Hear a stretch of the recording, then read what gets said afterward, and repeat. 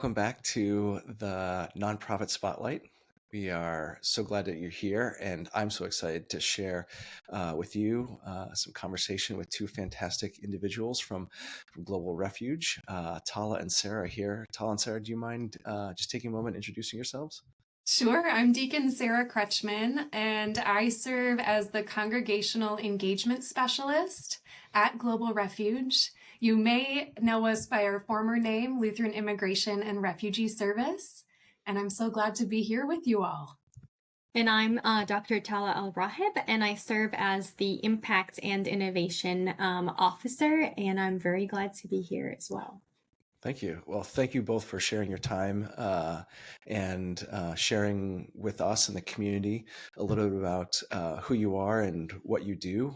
The hope is that we're just raising awareness of a lot of the great organizations that are in and amongst our area and doing fantastic work, like Global Refuge.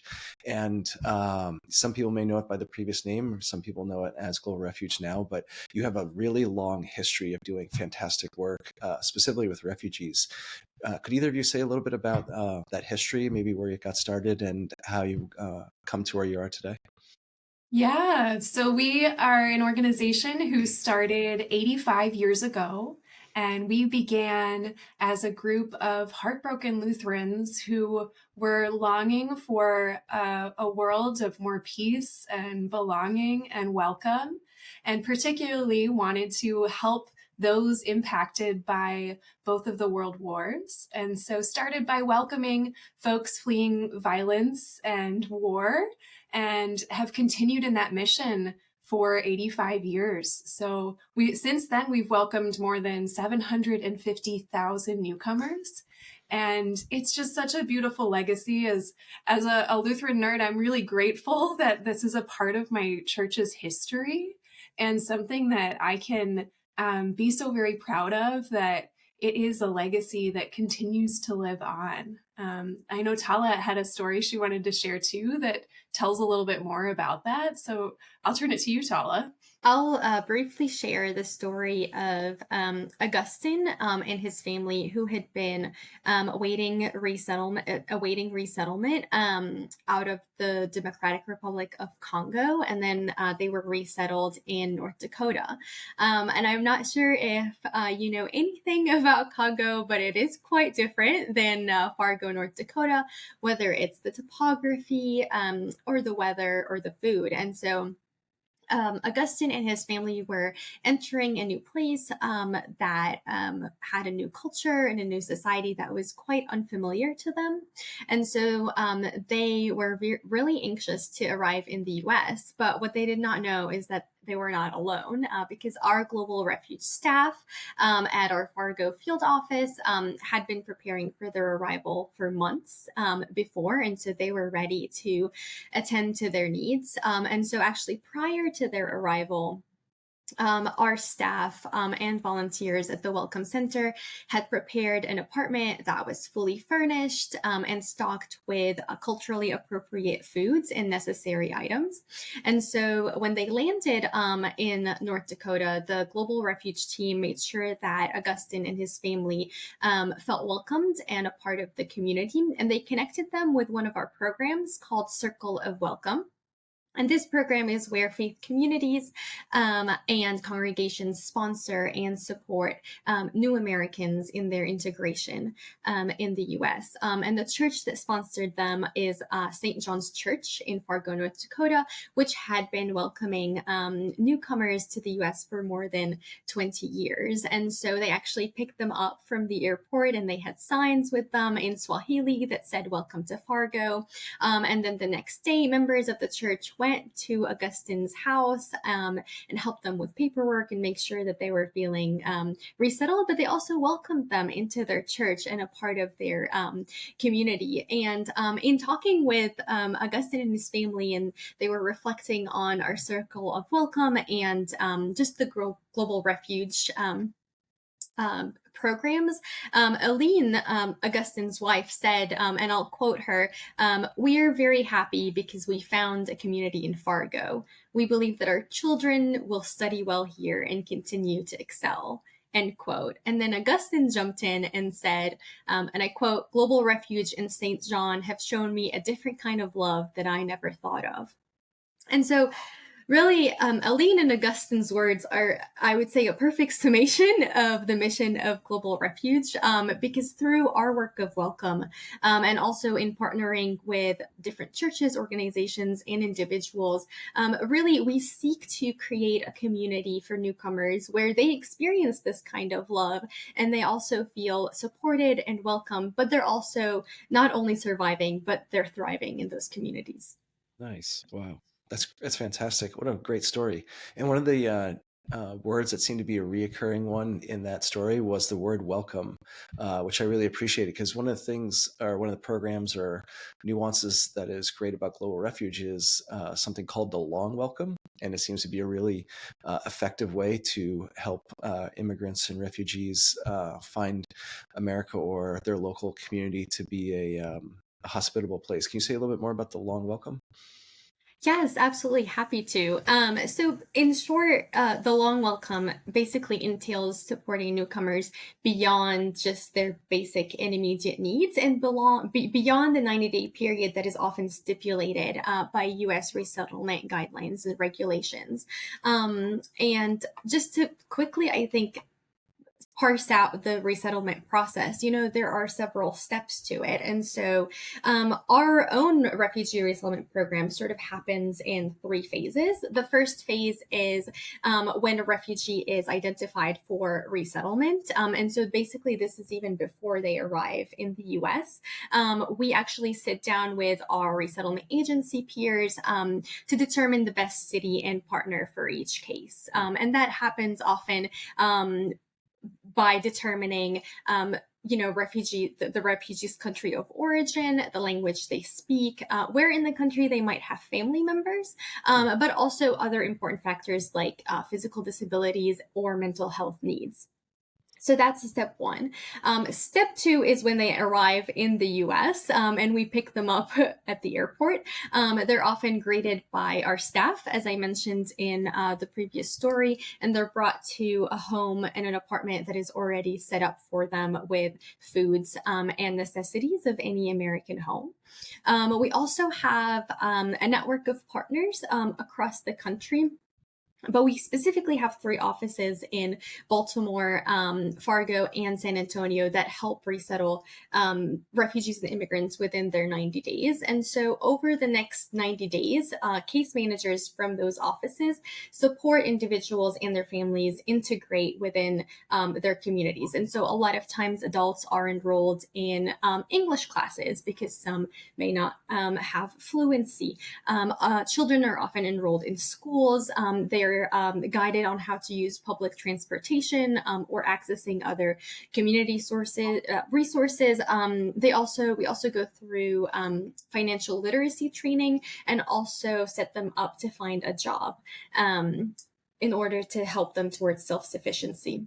Wow. And then step three comes along, and that's really where the long welcome really starts, because as I mentioned before, we really believe at Global Refuge that it's important to meet the refugee needs beyond just their basic needs. And so this is where we connect newcomers with a compassionate and welcoming community. And part of our program of Circle of Welcome is one of those. But we also connect them with churches, community groups, and organizations that support them as they adjust to build their new life in the US. And so the long welcome for us takes a variety of shapes.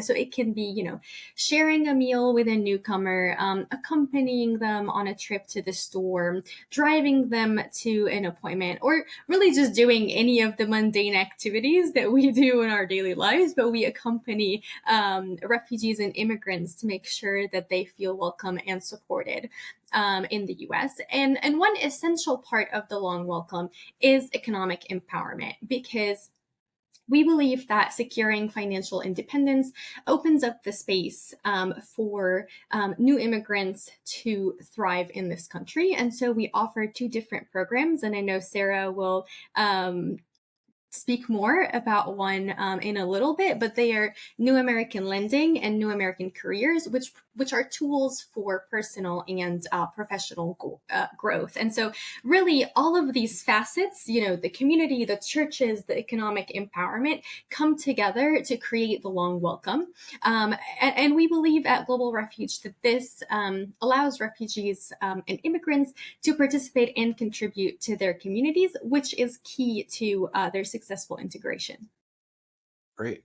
And so it sounds like not only do you partner with churches and those congregations and their members there, but it sounds like you also have to do some partnering with local agencies, local employers, or even just companies in those communities where those folks are getting settled. Is that the case? Absolutely. Yeah, that's key for us. And we saw a few years back that this need was especially prevalent across the country, and that it could be a mutually beneficial collaboration. So a few years ago, we launched the Preferred Refugee Employers Program. So what we had seen is that companies who were committed to hiring refugee talent and willing to create that like inclusive and welcoming environment, that they were really reaping the benefits of that, of a strengthened workforce, of an economy that was powered by hardworking, dedicated employees who were really looking to build that better life. And in short, it was just that hiring refugees was just not just good for business, but it was good for everyone, for their community as a whole, and for their workplace. So, as you may know, refugees are legally authorized to work. And so they will bring a depth of experience and education to their work. So folks are coming from countries all over the world with a variety of experiences that are really invaluable to our workforce and especially needed now, when we're seeing that we just need more and more workers these days. So they were finding that hiring this diverse workforce gave a greater capacity for innovation, for expansion, for more global perspective. And so they have had these higher retention rates, which is just amazing, and so important for sustainability of small businesses, of large businesses, and that there's just this work ethic and adaptability that is really special and beautiful in the communities where we've been launching this program. So these companies, we call them PREs. There are a lot of acronyms in the resettlement space, so I'll just say preferred refugee employers. That's great. Thank you. Yeah, for sure. That they offer support and services. So in addition to just being a great place to work, there are particular things that they do to help refugee communities. So to become a preferred refugee employer, a company has to fulfill 5 of different guidelines that we have. So it's things like they offer transportation or assistance purchasing a vehicle so that it's accessible to get to work.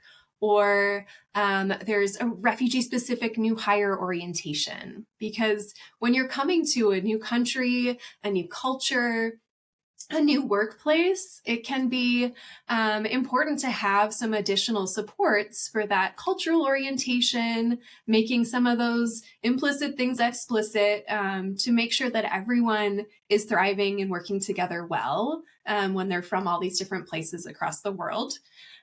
So there's sometimes also childcare support or adult education classes, vocational mentorship, a wide range of things that then these employers are able to select what works best for their community, at least 5 of them.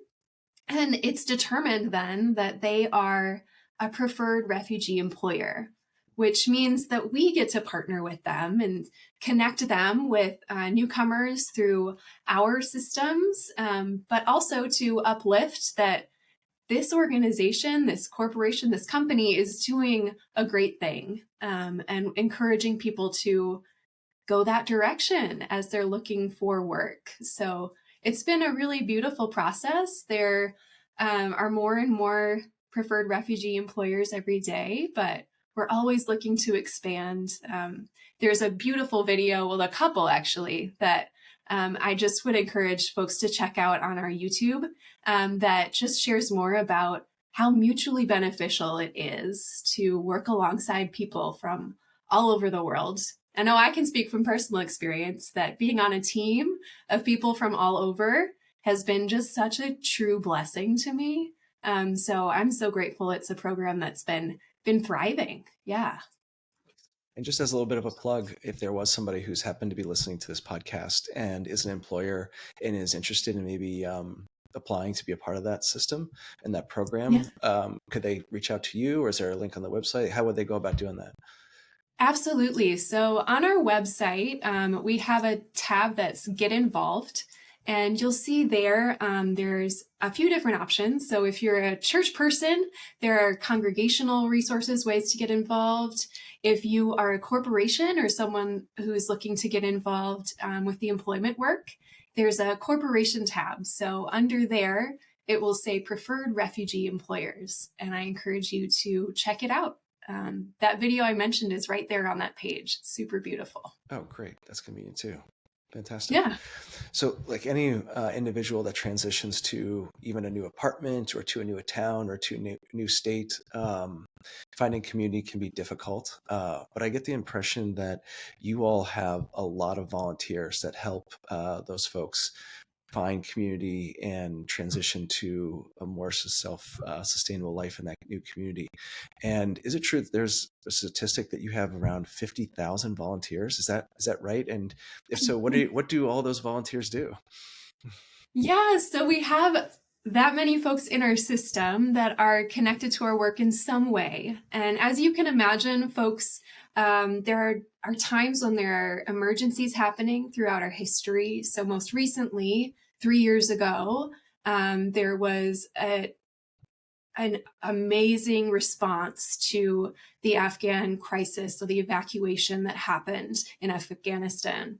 And so we had a whole bunch of volunteers sign up at that time. So we sort of go in fluctuations throughout the years and have retained, somewhere around 50,000 folks and contacts who have at one point been really excited to be engaged with our work. And so that can look like a lot of different things. We certainly have the Circle of Welcome program, which is that story that Tala shared earlier, where you can surround a family that's arriving and ensure they have the loving community they deserve in years and months to come since their first 90 days. We also, one of our largest programs that we support is Children and Family Services. So foster care is a huge way that volunteers go above and beyond to be foster parents for kiddos who've been separated from their family or who have arrived to the United States unaccompanied. So that is a really important way that volunteers and folks with a heart for supporting newcomers and ensuring that children have a safe and stable home can be involved. And there's always a huge need for foster parents across the country. So if that is something on your heart that you are really excited about being involved in, please do consider it. And then, of course, we have folks doing advocacy all of the time.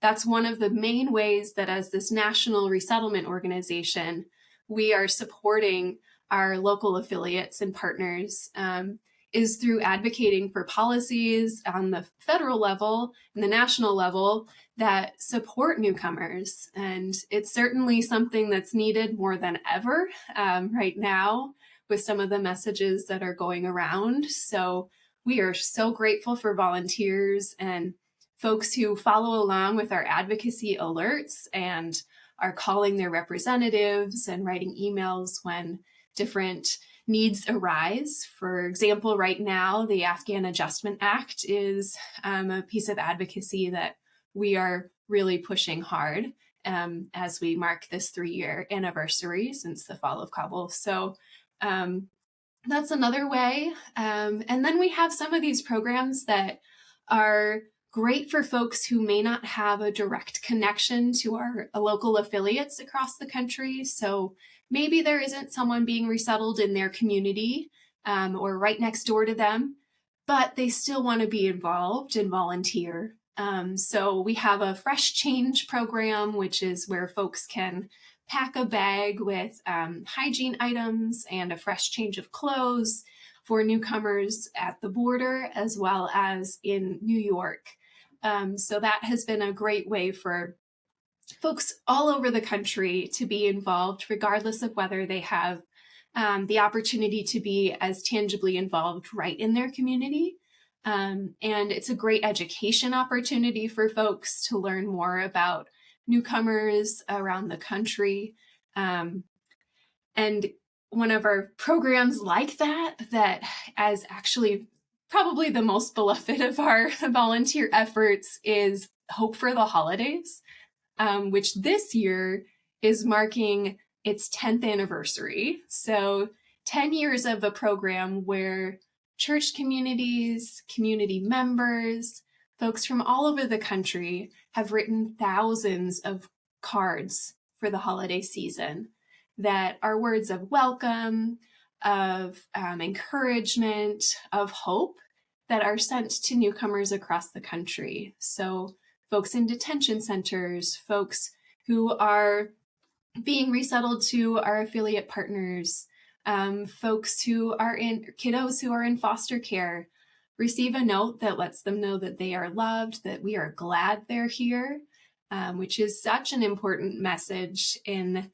that time of transition and when that dignity has not always been upheld in the process as it stands. So it has been a program that's very deeply beloved, especially by our church partners. And each year we get thousands and thousands of cards that are shipped and sent out all across the country. So there are so many beautiful ways I could share more, but that's probably plenty for now. That's great. Yeah, that's a lot of Yeah. volunteers and lots of opportunities to be Yes. engaged. I'm guessing you're always looking for more too. Oh yeah, Great. always. Nice. Mm-hmm. So, something I appreciate about you all is the diversity of neighborhoods and communities that you're able to place folks, because refugees and immigrants come from a variety of different backgrounds as well. Are there any particular challenges that you say that are consistent for either refugees or immigrants as they transition to American lifestyle that you could kind of share so the audience has a little bit of understanding of what that transition's like? Yeah, absolutely. As you mentioned, Global Refuge serves diverse constituents who really have different circumstances and face different challenges when resettling in the US. I think it's really important to understand that many refugees and immigrants are fleeing violence and persecution in their home countries. And they are leaving the only home they have ever known and coming to a new place where they might not be fluent in the language. There are cultural differences. They may not have access to their foods, the foods that they've grown up with. They're also away from friends and family, which can be really disorienting and hard. They also often need to find a place to live. Some come also with medical conditions, and navigating the US medical system is definitely not a walk in the park. A lot have also experienced trauma because they're fleeing violence. And so that is also a big challenge that we try to address through our mental health programs at Global Refuge. Some are not familiar with the transportation system. And I find that also a lot are not familiar with the tax system. If you can imagine, it's really difficult for us to navigate the US tax system, let alone someone who's not familiar with how the US tax system or the financial system works in the US. And also, a lot come when they come, they have no credit history, which in the US is absolutely essential to opening a business and maintaining a business. And so these are just some examples that they face, and obviously are by no means all encompassing of the challenges. But these are some of the main ones. And as Sarah highlighted, a lot of our programs that we have, from refuge to resettlement to asylum services, children family services, and also just immigration legal services really work to address all of these challenges so that refugees and immigrants feel supported when they arrive in the US. Yeah. That's a variety of challenges, but in addition to that, there seems to be at sometimes a bit of a negative rhetoric or connotation about refugees or immigrants when they come to the U.S. And some people might not know, the situations they're coming from. So, how does Global Refuge help educate the general public or the community about the individual and the humanitarian nature of the work that they do, and the love for the neighbor in this case? Mm, that is such an important question right now. And in my role, I get to work with congregations and faith communities across the country. And you're so right that it is more important than ever for faith communities to be that beacon of welcome and of kindness for our newest neighbors. And we've seen in this political season that there's a lot of messages that villainize newcomers. So it has been top of mind for us to ensure that faith communities have the resources they need to have these conversations and change the narrative, specifically to refocus on all the gifts that immigrants and asylum seekers and refugees are bringing to communities. So in response to all the requests we've gotten, we actually hosted a webinar for faith leaders a little while back, and about 100 or so showed up because it is something that folks are really interested in. How do we address disinformation? How do we have difficult conversations about immigration in our communities, which have diverse perspectives? And so in the webinar, we shared a toolkit for countering disinformation. And then we also gave some examples of what those conversations can look like, as well as some tips for having them. So I encourage everyone to check out our website, globalrefuge.org/getthefacts. And that has all sorts of common myths and facts that we've been hearing, as well as stories to share with your community. Because we've found, and I've certainly seen this in phone calls I get or conversations I have when I'm visiting with faith communities, that it isn't going to be the facts or the figures that changes hearts or minds. It's just not. It's going to be the stories. It's going to be that personal connection, that deep care for one another, and curiosity in our conversations. So what we've been inviting faith communities to do is join us in sharing stories, like Tala did earlier, of newcomers, and to share them in a sacred and celebratory way, because that's what they are, is sacred and celebratory. We should be celebrating the new neighbors we're welcoming in our communities. And this can take place in all sorts of ways, but one of the places where I've seen through work with congregations that it is most beautiful is on Sunday mornings or Saturday evenings when folks are worshiping together. So whether it's through preaching or biblical stories that are highlighted in Bible studies, worship, youth group, confirmation classes, or in worship itself, it's been pretty beautiful to see the way that our holy traditions really give us the blueprint for having these conversations and uplifting stories of movement, migration, and welcome. So this summer, we developed the Welcome the Stranger worship order, and it contains everything that's needed to develop a Christian worship service, particularly probably a Lutheran worship service that's centered on hospitality and refuge and welcome. And I mean, as we all know, those themes are common throughout the Bible.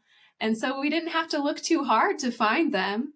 They're there. And so just uplifting them in worship spaces can be such a beautiful gift. I know I was able to lead this worship service alongside a pastor friend of mine here locally. And it was just such a beautiful experience to be able to highlight those stories that are so essential and a through line through the work that I do each day, but in a beautiful sanctuary setting in worship with my neighbors and fellow people of faith. And it's just been such a blessing to hear how folks are using it for themselves as well. That's great. The more that you both talk, the more it sounds like the incredible web network of volunteers and staff and leaders, both in your organization, but also locally, whether that's in the nonprofit or church community, as well as employers. You all do so much. So how do you go about like measuring success, or how do you kind of measure an achievement or accomplishing your goals as an organization when it's so big and so full? Yeah, that's such a great question. And I think, I'm the impact and innovation officer. That's part of my role. So I do a lot of impact measurement and success measurement. But to really put it simply, I would say we measure our success through the impact of our work, both on the lives of refugees and our refugee and immigrant clients, and also through the transformative attitude of the American public and how the two work hand in hand and influence one another. And so, what that means is that our programs are successful when the clients we serve through our different programs, whether it be resettlement, the long welcome, have successfully integrated within their respective communities. And this is really, we see this often through how refugees participate in those communities, how they also contribute to those communities, whether it be, for example, if they ran for local office or if they started a business. And then when we look at the American public, examples of success include a change in legislative policies. So when we advocate and we see a change in the policies, then that we count that as a success. A positive change in someone's belief about refugees and immigrants, as Sarah mentioned, our disinformation toolkit really helps with that. If people volunteer with us, that's a success. If they incorporate our faith resources in their worship, or they use them in their Sunday school, that's also success. Packing a bag of fresh change, we count that as a measure. Advocating on behalf of refugees and immigrants, or any form of public support, or giving of time and resources to our programs. And so really, we believe that, supporting newcomers and mobilizing the public work in tandem and influence one another. And so that's how we measure our success. That's great. And you do all have a lot of success, and being at it for 85 years is just a testament to incredible work over and over again, year after year. So what does the future look like? Where does Global Refuge want to go, say in 5-10 years, or do you have any goals for the future as you look ahead? Absolutely. Yeah. I mean, in addition to all those core services that we've been providing for over 85 years, we always are looking to do new and innovative things. And some of those ways that we're starting new initiatives is through our Welcome Center programming, which is expanding or has recently expanded in Baltimore. Which provides trauma-informed case management, connection to legal services, like Tala mentioned, mental health services, and some of those gaps that need to be filled in between the support that is provided for those first 90 days. Because we all know that it takes more than 3 months to build a new life. And so to make sure that all of those things that are needed to thrive in your new home are provided in a central location. And those mental health services are fully privately funded, which is a beautiful thing, and always requires us to think creatively about ways to get folks involved, because that is such an important need for folks who've been through trauma, and to make sure that they have the support that they really truly deserve as they settle in. And Tala did mention also that New American Community Lending is a program which was recently launched to help with some of that financial security that's needed, and to establish credit, to give a loan to begin any sort of new small business. So micro enterprise loans can promote stability and security and just pride in creating something that is yours and new in this place that you call home. One of the programs that I'm most excited about that is a newer program for us is called Camino a Casa. And that was created in a response to the dramatic increase in number of youth and young adults who have been returned to Central America after they've attempted to come to the United States. And what is so worrying about that is that when they are sent home, a young person, they don't have the support they need to create a life there. And they also are at extreme risk when they're returned back to an environment that they left for a reason. They left because they needed a new beginning. They were seeking safety. So in response to this reality, our hope is that there can be some of the safety nets that are needed for folks who've been returned to where they've come from. So that has been supporting folks for about a year or so to ensure that they are getting back on their feet, that they are reunited with their families, that they have transportation to get home, that they have the mental health services they need, vocational training to really start fresh and not feel the need to seek out a new beginning somewhere else. So those are just a few. I don't know, Tala, if there are any more that you'd like to add in. Yeah, I'll just highlight two specifically. Our one of our new pilot initiatives is actually with universities, and so we are looking to expand and kind of have the new generation of leaders as well be a part of our work of welcome. And so we are piloting a new program where students at universities will have global refuge hubs to welcome their newcomers and also volunteer and partner with us to support new arrivals in their communities. So if you're listening in and you are a university student and would like to join us, feel free to reach us at outreach@globalrefuge.org, and we will connect you with that program.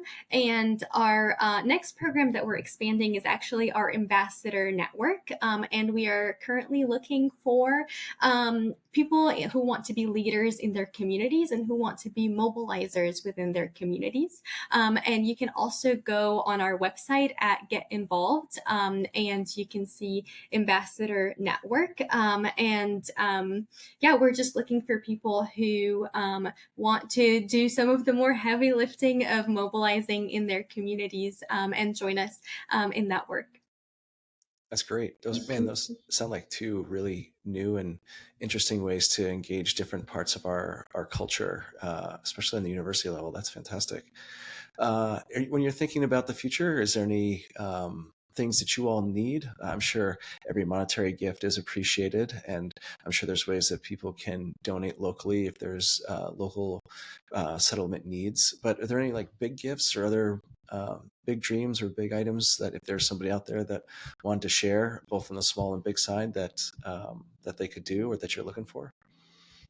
I think for me, the greatest need that I see is that we really need those voices of hope and welcome and celebration as our election comes closer in the fall, to make sure that there are messages that newcomers here, that our neighbors from all backgrounds here, that we are so grateful for the opportunity to be in community, to be in global community with one another. And to have a community that is diverse and multicultural is such a gift. So to just keep sharing that message of welcome and hope and our just celebration of neighbors from all over the world would be my greatest request. Tala, anything from your perspective? Yeah, I mean, I definitely echo that, Sarah. And I would just invite people to also participate in our Fresh Change program. It's quite, an easy lift. If people are, interested in doing it in their own communities or with their families, or even at universities with their friends, or, during youth Bible study, or really a church can just go on our website to globalrefuge.org/fresh change. And you will find how you can pack bags for newcomers. And we have clothing items and hygiene kits. And we are definitely expanding the list as the need grows for refugees. And those items are always needed. So we encourage folks to, for those who are interested, to join us in that effort as well. Great. Well, this has been fantastic. Tala, Sarah, thank you both so much for your precious time, but also your leadership, the things that you do to help so many people who come from pretty scary situations to find a new place, a new community, a new place to call home.